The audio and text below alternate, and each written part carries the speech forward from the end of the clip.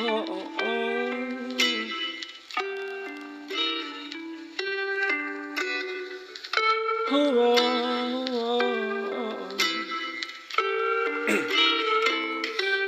naman palaging kalungkutan lamang natatangi mo na mararamdaman.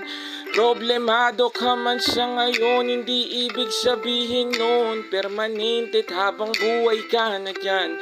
Ba't di mo subukan na huminga muna para makuha kaliwanagan sa iyong isipan at lahat ng negatibo sa utak unti-unting mapahupa.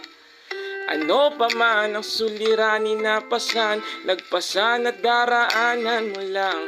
Tandaan na may hangganan, lahat ay lilipas. Kaya wag natin sayangin bawat oras sa pag-aalala sa mga problema.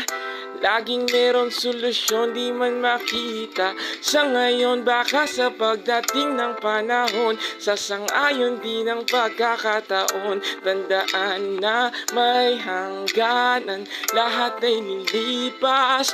Marahil para sa iyo laan ng bukas, marahil para sa iyo, marahil para sa iyo.